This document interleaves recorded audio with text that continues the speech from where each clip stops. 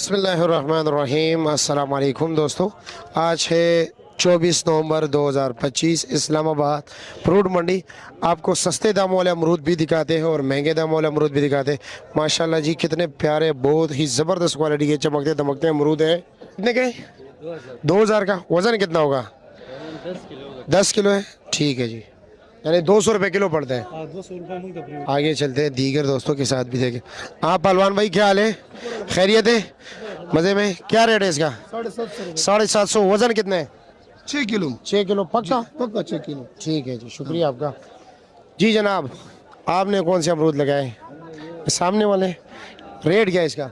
Rate 850। 850 final है या कुछ कमी पेशी है? 800 रुपये लगेगा। 800। और वज़न कितना है इसका? वजन 6-7 किलो। 6-7 किलो। आज सबसे अच्छा बेहतरीन क्वालिटी अमरूद क्या रेट बिके? बेहतरीन क्वालिटी काटन के पची। काटन के भी रेट बताए, टोकरी के भी रेट बताए, दोनों काटन का बताए। तकरीबन यही 800-900 तक बिका है। अच्छा, हाँ, इससे अच्छा ऊपर नहीं बिके? काटन जो है। हाँ। और टोकरी? टोकरी महंगी है, वो 1500, 1800, 1700 इस तरह बिक अच्छा, रही है। ठीक है, शुक्रिया आपका। क्या रेट है जी? ये अदनान भाई 1700 रुपया। ये 1700 के?